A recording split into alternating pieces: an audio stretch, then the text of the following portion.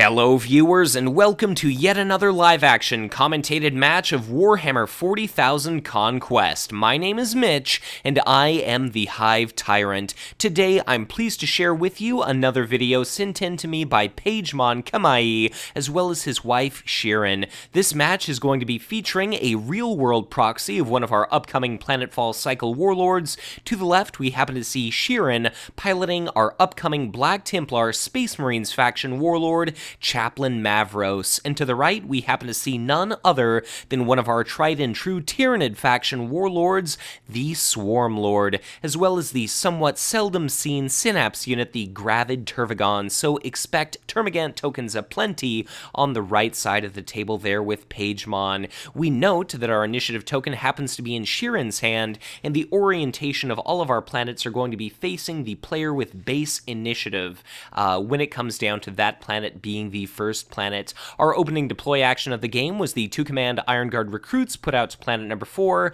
That basically discloses that Chaplain Mavros is allied with the Astra Militarum as opposed to the Tau, and of course our Tyranid faction needs no allies, nor are they afforded the opportunity to take any, but that's the 0-cost 1-command Ripper Swarm put out to planet number 5 to reel in a tremendous number of resources. Mavros puts out a copy of the Ketachan Outpost, and then we end up seeing a Termagant Sentry put into play at planet number 2. Termagant Sentry is 1 cost, 1 command, 1 attack, 2 hit points, and if a Termagant token is destroyed at its planet, it gets the opportunity to ready. It does not benefit from Hive Mind specialization, but, you know, an extra point of attack here and there is certainly beneficial. We end up seeing a copy of the Steel Legion Chimera put out to planet number 1. That's a 2/4 1-command Astra Militarum vehicle, and it happens to shave 1 point of attack damage dealt to any non-vehicle units at its planet. The Toxic Venomthrope ended up being put to planet number 4, and both of our players are presently deciding where exactly they would like to send their warlords and or synapse units. So at planet number 4, 2 command icons from that Venomthrope quite conveniently trumps the matches the Iron Guard recruits, but the Gravid Turvagon has 1 command, and that means that the Tyranid player is going to end up winning command at planet number 4. And we end up seeing Chaplain Mavros go to planet number 1, the Swarmlord goes to planet number 3, so the Swarmlord's going to generate Termagant tokens at planets 2 and planet number 4, the Gravid Turvagon generates 1 Termagant token at planet number 4, and the Toxic Venomthrope, because it 1 command at planet number 4, is going to end up infesting that planet. Planet number 1 is going to be 1 resource to the left there for Chaplain Mavros, planet number 2 is going to be 1 card, 1 resource for our Tyranid player, planet number 3 is also going to be 1 card for our Tyranid player. Looks as though Yvarn is going to be 1 entirely uncontested by our Space Marine, and we do actually see Yvarn activate, so that was planet number 1. It affords both players the opportunity to put an army unit from their hand directly into play into their HQ, and we end up seeing a copy of the Fire Drake Terminators, which is going to cause all kinds of havoc upon the Tyranid side of the battlefield. It's a 3/6. As soon as it's declared a defender, you end up dealing 1 point of damage to the attacking unit, and that means things like Termagant tokens die immediately. They don't even have an opportunity to deal damage. Planet number 5, by the way, was going to be 2 resources for a Tyranid player. Things are moving fast and furious here, but that ended up being, I believe it was Iridial was 1 by our Swarmlord. That's not going to actually generate any kind of beneficial effect for our Tyranid. Yvarn being 1 for Chaplain Mavros means he's got 1 planet type of each, well, 1 planet icon of each kind. And now let's see here. We see an HQ phase come and go. That's going to be the initiative token there to the left for Pejhmon. That's going to be 4 resources and 2 cards for each of our players. We see a digestion pool into our Tyranid player's HQ. That means any Tyranid army units deployed to an infested planet. Note the only present infested planet is going to be number 3. You can basically exhaust that support to drop its cost by 2. We can see that planet number 5 is going to be Karnath, the activate the battle ability of any other planet in play planet. We see a suboptimally played Imperial Fist Siege Force touchdown on planet number 5. I don't believe that Tyranids actually have any allied units, so no offense to Shirin, she did the best that she could with a unit that does not have a relevant ability in this game, but certainly a wealth of Tyranids out there on the board, already a grand total of 3 resources, and it's going to be of the paramount importance for our Tyranid player to try to protect planet number 1. When Yvarn afforded our Tyranid player the opportunity to put a unit into play, what we ended up seeing was a copy of the Termagant Hordes, a 1/3 unit, and upon the onset of a combat round, you generate yet another Termagant token, so it's already looking as though there's a good reason that players generally don't run the Swarmlord and Gravid Turvagon and Termagant Hordes, just because you can hit that token cap pretty quickly, but we could also see a Clogged with Corpses destroy that Catachan outpost at the cost of 2 or more Termagant tokens, and definitely our Tyranid player is going to want to protect Taurus at any and all costs. Speaking of infestation tokens, we end up seeing a copy of the Scything Hormagaunts go out to planet number 2. That is Iridial, it removes all damage, but it is now infested, and that means any subsequently played Tyranids basically are done so at reduced cost of 2. A Predation event is played. That's going to be 3 infested planets, and I'll be very curious indeed to see what ends up happening at Taurus. Certainly our Tyranid player has a wealth of resources. We end up seeing a copy of the Volatile Pyrovore. There we go. That's what I like to see. Something really strong for our Tyranid player. And speaking of something really strong, I see an attachment affixed to that unit. What is that attachment? Why, it's a copy of Regeneration, of course, and now the Volatile Pyrovore is a 3/5 unit with an attachment that happens to have an action to exhaust that attachment to remove 2 points of damage to that unit. Is Chaplain Mavros going to be bold enough to go to planet number 1 to fight all those Tyranids there? That Fire Drake Terminators is still going to wreak absolute havoc, but let's see where everything goes. Swarmlord goes to planet number 2. That's going to be the Termagant Hordes following in suit. That's going to be a Termagant to planet number 1 and planet number 3. I can only assume the Gravid Turvagon is going to generate 2 tokens at Planum, and that means I believe we're already sitting at 6 tokens upon the onset of a combat round. Termagant Hordes is going to mean that there's going to be a grand total of 7, and it looks as though Chaplain Mavros actually set himself up at planet number 2, where that Imperial Fist's siege force happens to be sitting, and he brought a wealth of units with him. So planet number 1 is going to be 1 card, 1 resource to the right there for Pejhmon. Planet number 2 is also going to be neither player winning anything. Planet number 3 is going to end up being 1 card, 1 resource, plus a card or a resource. Thanks to the Toxic Venom Thrope, looks as though planet number 4 is going to be 2 resources there from Ossus 4. To our Tyranid player, we do end up seeing a copy of Clogged with Corpses, so that means 2 entirely irrelevant Termagant tokens give up their lives to destroy that Catachan outpost. Planet number 1 is going to be 1 entirely uncontested by our Tyranid player. Planet number 5, by the way, is going to be 1 card, 1 resource there to the right to Pejhmon, and that's going to be an HQ full of Tyranids now, so 2 Termagant Sentries and 1 Volatile Pyrovore. But here's where things get interesting. We're going to have a hell of a battle here at that planet at the onset of the combat round. That's going to be 1 Termagant token. Note that Chaplain Mavros' ability is to basically pick and choose a Space Marine faction unit you control at a blue technology icon laden planet, and it gets +1 attack until the end of the round, so it could potentially deal out 2 points of damage, because this is limit twice per phase, to the Fire Drake Terminators, affording that unit the opportunity to attack for 5 each and every time it has the chance to do so. Note that the Steel Legion Chimera only reduces damage dealt by attacks, so that's not going to be something amazing alongside Chaplain Mavros there, but looks as though we're going to see a unit attack. That was the Scything Hormagaunts, I can only assume, take a swing there at the Steel Legion Chimera because they happen to be exhausted, and that's going to be 2 points of damage unshielded against the Steel Legion Chimera. Something interesting to keep in mind is that at any point Chaplain Mavros could use his signature event, Vow of Honor. So when a Space Marines faction unit takes damage, you play Vow of Honor, and for its next attack, it gets an incredible +3 attack. Chaplain Mavros excels at front-loading an enormous amount of damage, even without that Catachan outpost. So let's see what happens. The Imperial Fist's siege force is exhausting to attack, but what exactly is it attacking? It's going to be swinging for 2 up against the Termagant Hordes. Interestingly, I suppose that must have taken a point of damage from Chaplain Mavros, because normally an attack of 2 would not kill that unit, so the Imperial Fist Siege Force must have been augmented up to 3, so the sooner that dies, the better, because the longer combat goes on, then the more damage the Imperial Fist Siege Force could potentially deal out. But our Swarmlord takes a swing. That's going to be the Steel Legion Chimera destroyed. All right. So I can only imagine that means Chaplain Mavros must not have much in the way of shields. Chaplain Mavros takes a swing to destroy that Termagant token. Kind of an interesting choice. I suppose she wanted to make sure it could not potentially kill off the Imperial Fist's Siege Force. And at the end of combat here, that's going to be Iridial being able to be activated by our Space Marine player. And that's going to be that single point of damage swept off of that Imperial Fist Siege Force. I can't see the Swarmlord wanting to stick around and dealing with Chaplain Mavros, the 3-1 Imperial Fist Siege Force unit, and that Fire Drake Terminators is a Tyranid player's nightmare, especially if you are running the Swarmlord. And there we see that Shirin has won that battle. That's going to be 1 point of damage gone from the Imperial Fist Siege Force. Chaplain Mavros, of course, bounces back to his HQ, and that's going to be all of the battles of the round. We see the HQ phase come and go. That's going to be the initiative token once again bouncing to the left there for Chaplain Mavros. That's still going to be an enormous number of Termagant tokens there situated out on the board. Our new 5th planet, the final planet of the game. It's hard to make out from the art, but it can only be Farron, based upon its single red material icon and 2 resource value.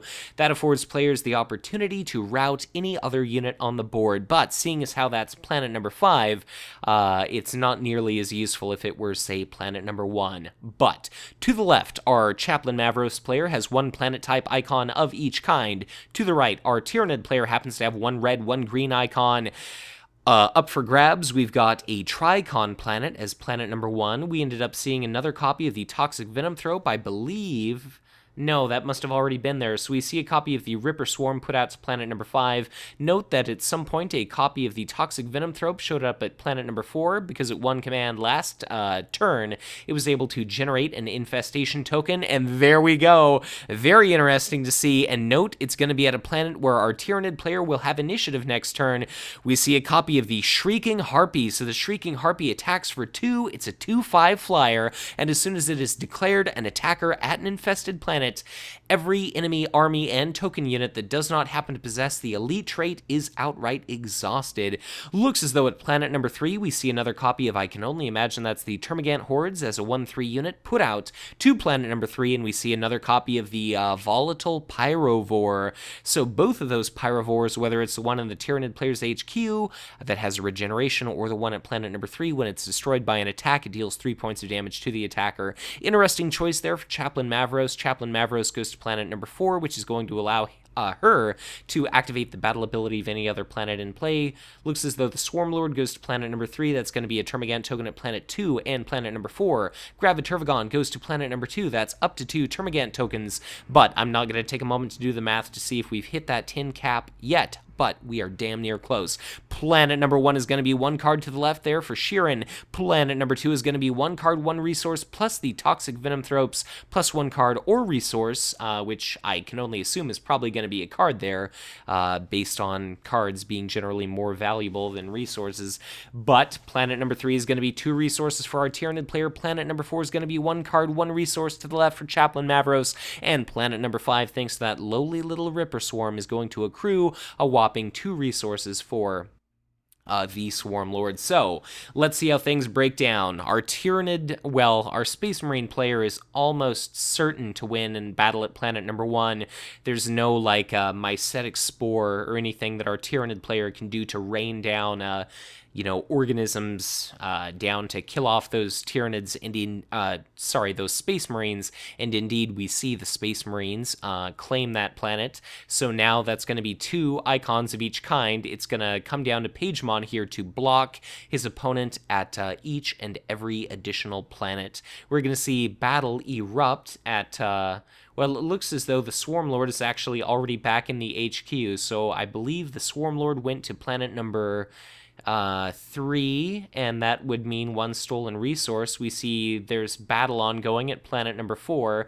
That's going to be Chaplain Mavros likely killing off that copy of the Venomthrope the Toxic Venomthrope, not the Venomthrope Polluter, and at the end of combat, because a non-Tyranid player ended up winning a battle, that's going to be the Infestation token gone. So are we going to see a unit routed, something like that Shrieking Harpy? Note, it's generally a good idea to rout a unit like a Shrieking Harpy, or we could see Planum activate. We could move that Fire Drake Terminators to planet number 1, because think of it like this. If we have that Fire Drake Terminators fighting all of those Tyranids itself, all it has to do is kill that Shrieking Harpy every single time any of those Termagant tokens. God, it looks like there's like 8. Anyways, each and every time that they're declared an attacker, they'd simply take a point of damage and immediately die, so that Fire Drake Terminators is incredibly deadly indeed, but we have a new HQ phase here. It's all going to come down to this new planet here. Planum is going to be, in all likelihood, the decisive factor here. Things are looking pretty grim for our Tyranid player. We have no new 5th planet. We're down to 4 planets as we reach the middle to late stage of the game. The initiative token currently happens to be, it should be to the right for our Tyranid player based on the orientation of these planets, so I can only imagine that they forgot to move the Aquila. So thank you very much to my friend Pejhmon there for showing me that the Shrieking Harpy has a copy of Regeneration now affixed to it, so it's basically a flyer with 7 hit points, and as an action you can shave 2 points of damage off of it. So if our Tyranid player perhaps has a copy of Indescribable Horror, given the sheer volume of Termagant tokens or Tyranid units sitting at that planet, it's going to have no problem whatsoever banishing, well, routing the Fire Drake Terminators away from that planet. And then of course everything else is easy pickings for our Tyranid player. So, where might Chaplain Mavros go? I definitely think Chaplain Mavros is going to want to prioritize planet number 1, just because Mavros could augment himself for the cost of 2 points of damage to be attacking for 4 each and every round, or the Fire Drake Terminators, if you were to augment that up to 5, just like Chaplain Mavros, it is not exhausted by the Shrieking Harpy, and it would be attacking for 5, cut in half to 2.5, rounded up to 3, and even though it would take a lot of doing to, eat through that 2/7 unit, you could still conceivably do it. The only problem is with all of those Termagant tokens, that's going to be a mountain of damage being dealt out to Chaplain Mavros, so I suppose we'll have to see how things go down. If our Tyranid player wins at Planum, if our Tyranid player wins at Ossus 4, potentially the Swarmlord could pull this one out. But let's see where everything is currently sitting. There's, like I said, just a veritable mountain of biomass sitting there at the first planet with all those Termagants. At planet number 2, we've got those 2 Termagant Sindries, Termagant Hordes, we've got the Volatile Pyrovore, we've got 2 copies of Scything Hormagaunts. If Chaplain Mavros does not go to planet number 1, really, I think Chaplain Mavros has to go to planet number 1. You could go to planet number 2, but that's even more dangerous just because there's so many established Tyranids there, and holy mother of hell, that's going to be another copy of the Fire Drake Terminators touching down on planet number 1, and if things were looking bad for the Swarmlord, things are now looking all but insurmountable. Let's hope for Pejhmon's sake he's got not 1 but 2 copies of Indescribable Horror, because those Fire Drake Terminators are absolutely ridiculous. Unaugmented, they still do 2 points of damage each to the Shrieking Harpy, and whether or not Chaplain Mavros ends up being bloodied, that buff will persist beyond his being bloodied, and those Termagant tokens are going to do absolutely nothing to chew through those Terminators. But let's see here. I cannot count how many cards our players have in hand. Maybe our Tyranid ends up actually having 3 cards, but certainly our Tyranid's been doing quite well for himself in regard to the command phase. But where exactly is the Gravid Tervagon going to go? Where's the Swarmlord going to go? I could definitely see the Swarmlord going down to the first planet, just because it seems like it's going to be absolutely crucial that he does try to block off that planet. There's absolutely nothing disallowing a unit like the Gravid Tervagon from going to planet number 1, but that's going to be 1, 2, 3, 4, 5, 6, 7, 8. Grand total of 9 Termagant tokens currently sitting in play, so our Gravid Tervagon could only generate 1 of those, despite Planum being an infested planet. So Let's see how things go. Definitely the Swarmlord and the Gravid Turvagon would help kind of augment things a little bit. Note that the Fire Drake Terminators don't deal out nearly as much damage as a unit with an attached repulsor impact field, but 1 damage over time definitely adds up, and it completely wrecks those Termagant tokens. Unfortunately, we're not seeing any Hive Mind specialization units at all, and because our Tyranid player is fiddling with his command dial, anyways, I'll just leave that joke as it is. There's no Swarm Guard in play. A Swarm Guard would have afforded him the opportunity to give a +2 HP boost to each of those units. Interestingly, we just see our 10th and final Termagant token generated at planet number 2. The Swarmlord goes to planet number 1, as does Chaplain Mavros. The Gravid Turvagon ends up going to planet number 3 to tie, even on command. So it's going to be 2 ready copies of the Fire Drake Terminators there facing down that Tyranid horde. But let's see how things go. Planet number 1 is going to be 6 command icons there to the left for Chaplain Mavros. That's going to be 1 card, 1 resource for him.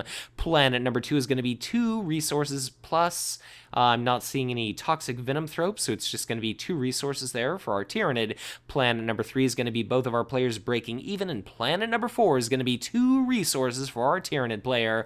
We see combat begin. That's going to be the Shrieking Harpy taking a swing of 2 points of damage on that Fire Drake Terminators, and that's going to be 1 point of damage in return dealt out to the Shrieking Harpy. Are we going to see any shields? I count at least like 8 cards in our Space Marine player's hand. The Iron Guard Recruits is, of course, immediately exhausted by the Shrieking Harpy, just like the Fire Warriors depicted in the card art. I have no idea if Tau ears are even more sensitive than human ears. Looks as though we actually see a copy of the Vow of Honor played, so that means that Fire Drake Terminators are going to be attacking for a whopping 6. Thanks to Mavros' help, that would be 8. But let's see what exactly it's going to be attacking. Spoiler alert, it's almost certainly going to be the Shrieking Harpy, but let's see what Mavros does. Is Mavros going to deal a point of damage to those Terminators so that they attack for 7, cut in half, rounded up to 4, or what? Let's see it. Note that any time, would be an absolutely fantastic time for an indescribable horror, but I can only imagine maybe our Tyranid player doesn't have one in hand. Otherwise, I'd have probably played that immediately after the reaction from Vow of Honor, just because you wouldn't want to risk saying, I have no action, and then it hits you for frickin' a boatload of damage. Interestingly, it looks as though that attack is directed toward the Swarmlord, so I suppose that's actually a pretty clever play. Here I was being so focused on that Shrieking Harpy, I'd completely forgot about that Tyranid unit, but that's going to be a whopping 7 points of damage, because I believe that Fire Drake Terminator did indeed take a point of damage from Chaplain Mavros, and that means that the Swarmlord is going to be bloodied, and he is now a 2/5 unit with no ability whatsoever. But it's now our Tyranid player's opportunity to attack. Here we go. All of those Termagant tokens for days, are going to be able to bring the pain on Chaplain Mavros there. The longer you can prevent those Fire Drake Terminators from being targeted, the more damage you can dole out. And note that because I guess if the Fire Drake Terminators only would have attacked for 6, we could have seen a 1 shield icon card used to spare the Swarmlord from being bloodied. But in any case, those Fire Drake Terminators that have the 3 points of damage, they're going to be attacking for 4 for the remainder of the round. But whether it was 3, whether it was 4, it's all going to be rounded down to the same number up against the Shrieking Harpy, which is 2.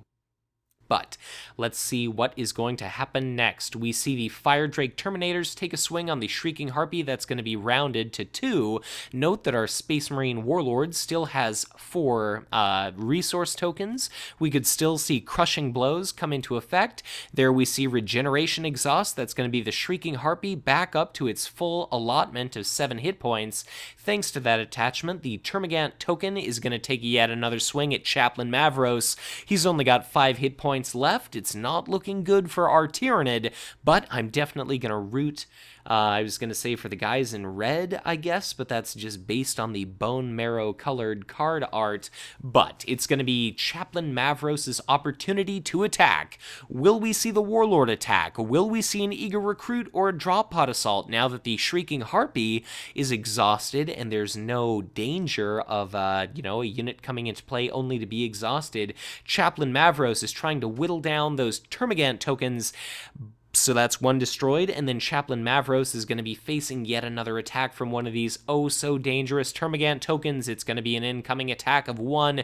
What exactly does our Space Marines player have in regard to shields? I have absolutely no idea, but I think I spied an eager recruit at one point. That's going to be 1 point of damage for Chaplain Mavros, 4 hit points remaining on that Warlord, but how in the holy hell is our Tyranid going to try to, bust down the wall that is those Fire Drake Terminators, as if things weren't already looking bad? That's going to be an eager recruit. It ends up killing a Termagant token, and importantly, it also absorbs yet another point of damage from one of those tokens, so it makes it all the less likely that our Tyranid player is going to be able to, kind of scrabble and claw, scythe his way out of this hole that he's found himself in. But the Termagant token deals another point of damage to Chaplain Mavros. A second Termagant token attacks Chaplain Mavros. That's going to be 5 points of damage there to Chaplain Mavros. Another Termagant token ends up dealing a 6th point of damage to Chaplain Mavros. That's going to bring us to the end of the combat round as soon as that Toxic Venomthrope attacks for 0. Will 0 deal 1 point of damage? The answer is unfortunately no.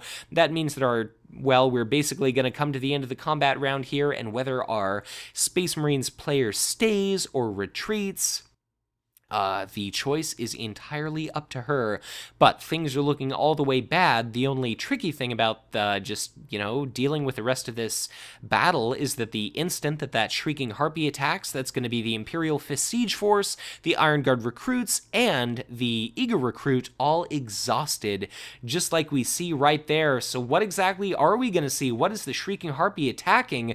We see a copy of Dark Cunning that's going to actually ready the Shrieking Harpy, but what did it attack? It attacks again. So is that going to be 2 attacks dealt out to the Fire Drake Terminators, or what? So let's see. Unless that Dark Cunning was used as a shield, but I suppose let's maybe go with this a little bit more slowly. So Pejhmon's trying to decide, I believe, what he wants to do. Oh, that sucks. Indomitable, played by our Space Marine faction player, so that's going to be all of that damage entirely negated. I'm not exactly sure what the point was of that Dark Cunning. I'm not sure what exactly it accomplished. Oh, I suppose that was prior to the end of our first combat round, so maybe there was a little bit of a take-back there. So now we see the second combat round erupt. All of those units ended up being exhausted. I apologize for how confusing that was. And now that's going to be, so the Shrieking Harpy does get to attack since it's got initiative first. Note that those same 3 common, that is non-elite units, are all still exhausted. And the Shrieking Harpy now manages to successfully deal out 2 points of damage to the Fire Drake Terminators there. It's still got 6 hit points remaining, but it's not going to be able to overcome all of those units by itself. At least I do not think so. It depends entirely, of course, on what our Tyranid player has in regard to cards in his hand. But if our Tyranid wins that planet, he's also going to have to win at Ossus 4. But let's think of it like this. Let's say, the math is very tricky because the Termagant tokens can definitely make short work of, say, Chaplain Mavros, the Iron Guard recruits, the everything else. That Shrieking Harpy is going to be very, very difficult to try to kill, but let's see how things are going to go. If both of those Terminators attack the Shrieking Harpy, that's potentially 4 damage to it. Same thing goes for Chaplain Mavros, but the instant that a Termagant token has the opportunity to attack, it could potentially Bloody Mavros, kill an Eager recruit, and then as long as the Shrieking Harpy is still around, as long as there are shield cards to spend, keeping those Termagant tokens alive, they themselves can also deal out some damage to the Fire Drake Terminators, so I definitely wish I knew how many cards Pejhmon has in hand, if any. Note that our Space Marine still has 2 resources, enough for 2 eager recruits, or a drop pod assault that could potentially put into play Blood Angels Veterans, or Fire Drake Terminators, or anything of the sort. I think our Tyranid player is definitely wishing right now that a lot of his combat units sitting at planet number 2 could somehow be moved to planet number 1. But let's see how combat ends up resolving. There's an awful lot of debate and discussion taking place here, but that's Chaplain Mavros destroying a Termagant token. The Flesh Borer Beetles do absolutely nothing defensively, but we now have a Termagant token, presumably, yep, thank you very much for indicating, attacking our Warlord. This is potentially going to be a bloody. What are we going to see? Are we going to see a shield card? All we need to see is a promotion or a Vow of Honor. Looks as though there's another copy of Indomitable sitting in our Space Marine player's hand, and even if she wants to save that, those couple of resources for a drop pod assault, you could just use Indomitable for its 1 shield value. But let's see. Our Tyranid player certainly has a tremendous glut of resources. We could see additional copies of Dark Cunning come into play. We could see Spore Bursts as 2 shield icon cards to help increase the likelihood that those Fire Drake Terminators are killed.